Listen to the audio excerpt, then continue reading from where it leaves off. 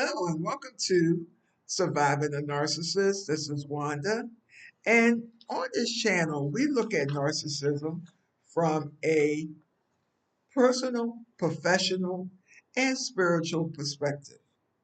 And my goal is to help you go from being a survivor to a thriver and eventually an overcomer. I'm a narcissistic abuse survivor, and it's my mission to help you survive and thrive and overcome the effects of narcissistic abuse. So, we're going to continue. This is the third and the final part of surviving the holidays, uh, surviving Thanksgiving with a narcissist and narcissistic family members. And so, I'm just basically going to title this What's Next? You Survived Thanksgiving, but you want to thrive and overcome. And this is what these tips are about. So, just to remind you that narcissists are very manipulative and they don't change. If they appear to have changed, it's usually a trap or a trick to get you to trust them and to be able to inflict further harm. So, one thing you have to remember is that because of that, the emotional manipulation may go to a different level. Because you had contact with them during the Thanksgiving holiday, they had a chance to love bomb you. They had a chance to appear that they have changed. Let me have your phone number. And then you might be even talking to the person, making plans for the Christmas holiday. So that makes you vulnerable to the emotional manipulation. Maybe this person has changed. Maybe I can celebrate the holidays with them. So you have to be mindful of that. Another thing is the control and the manipulation, because we know narcissists love control. So they may see the holidays as an opportunity to control and manipulate, particularly financial manipulation, which you have to be careful of, because I'm a narcissistic abuse survivor. But there's things that can trigger certain self defeating or certain behaviors that are self sabotaging. And one of them is overspending or overdoing during the Christmas holiday. Well, you have to take your own personal assessment of what you can or cannot do. That's one thing. But it's different in narcissists wanting to um, use the holidays to manipulate you financially. You started talking to the person again because you made a connection during a Thanksgiving activity. And so you've been talking to them on the phone about a regular basis. And of course it's a normal conversation. Well, what are you going to do for the Christmas holiday? And if you've had uh, some time on this path of healing and recovery, we all know the true meaning of Christmas, which is Christmas is for the stores. Because whether you're a Christian and you say, well, we're celebrating the birth of Jesus, or if you just look at it like it's a family holiday, well, family holidays can be just as enjoyable and meaningful without going into debt, because we're all adults. We know our bills are due January the 1st, and we have bills December the 1st. So if you're making a decision based on your personal boundaries, that's one thing. But if you're being manipulated and controlled, well, a narcissist may say, we just um, got in contact, we contacted or re-engaged or started back up again or started fresh or renewed our relationship just less than a month ago during Thanksgiving. Why don't we do this? Something very extravagant, expensive. Well, you have to be able to maintain your boundaries. Well, yeah, that's good that we reconnected, but I don't celebrate the holidays like that. I celebrate, but I'm on a budget. My bills are due. However you say it, don't feel obligated to give too much information, but just set a boundary. No, that's not what I want to do. Or you have to be careful about them using children. If you know that you're a generous person and you're a giving person, you have to have a boundary. Because I have even talked to people during the holiday season and they were like, well, I don't have any money. Well, my boundary is I don't have any either. I just like I'm what they want me to mirror, I mirror the opposite. And those are some of the that's just my personal boundary because I already know that they're looking for me to say, well, why you don't have any money? I'll let you borrow some. I don't let people borrow money.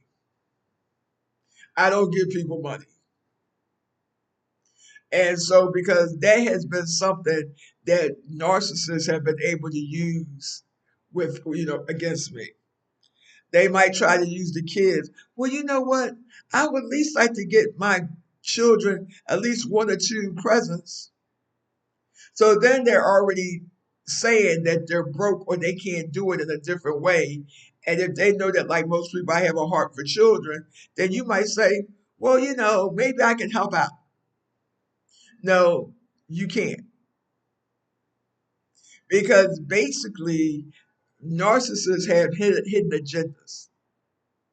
So if they contacted you or reestablished a relationship with you based on something that they observed during the Thanksgiving get together, they're looking for something to get. And so that's why when you interact with them, you have to just sit on it or you have to take it slow. So we're just going to talk once a week. We're not going to talk every day because every day is love bombing.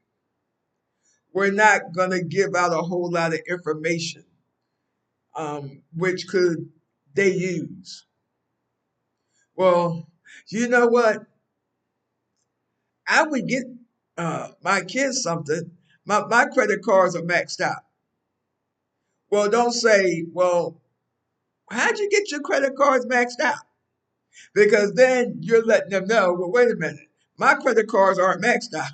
So they'll think of a way, well, if you charge something today, you know, I'll get paid whenever I get paid, the end of December, the 1st of January, and when I get paid, I'll pay you back. No, my credit cards are for me. If and when I use them, it's for emergencies only. It's not to buy Christmas presents or to take Christmas trips or to go to New Year party, not to pay for anybody else.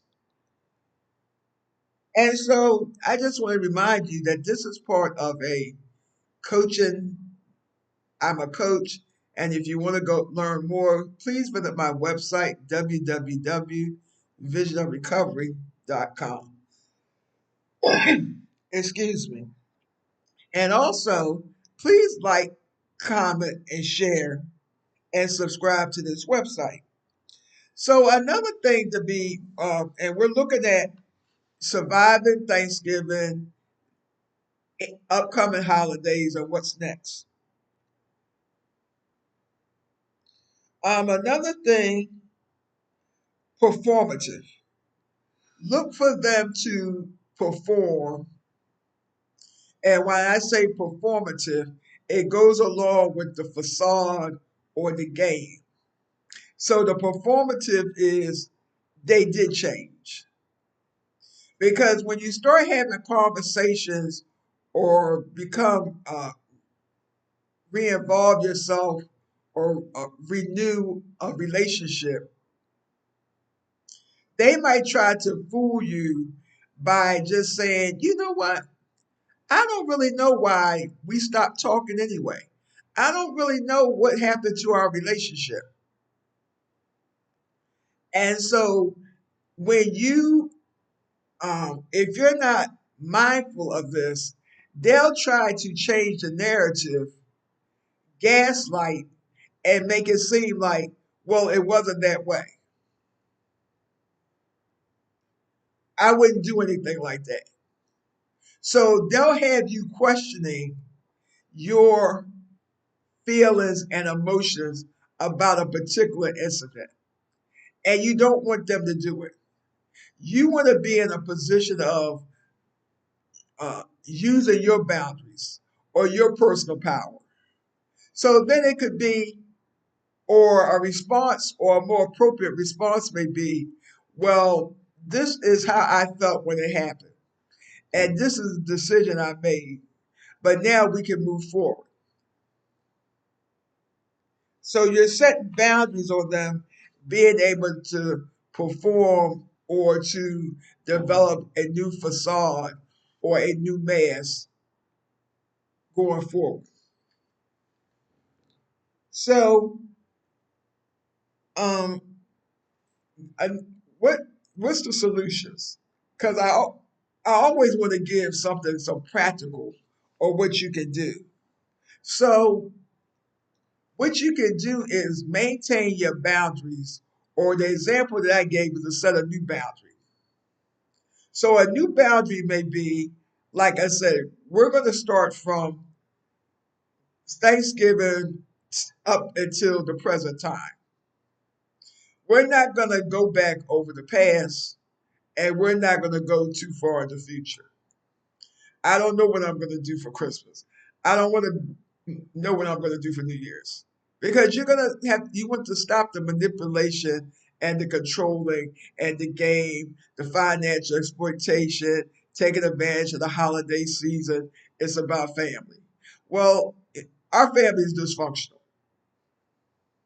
So the what they have on the Hallmark movies, and that doesn't apply to um, our family, which is one of the reasons I never liked Hallmark movies. Because I was like, well, what family is this? This is like Alice in Wonderland.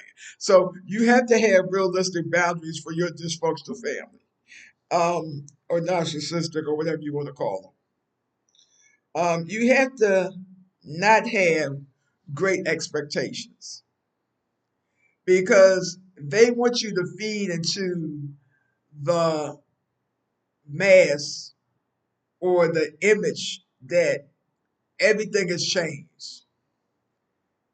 No, everything has not changed. I've changed. How I perceive things changed. I want to use discernment.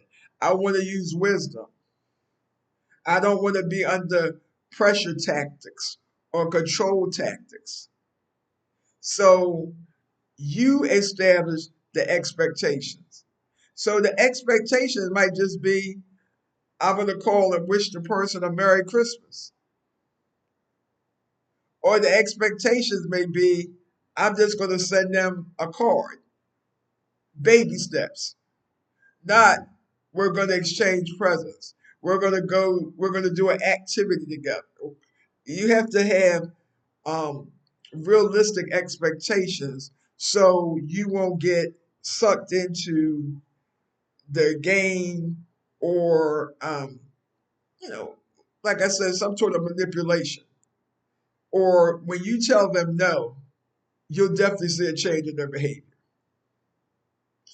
If you say no to, I don't have any money to pay for whatever you're trying to do for Christmas, you would definitely see a change, because they would definitely stop calling you every day or contacting you every day, because they got to find another victim between now and Christmas that they can get to go along with whatever they're trying to do. So when you don't have any great expectation, then you don't have resentment. You're not depressed. You're not stressed out.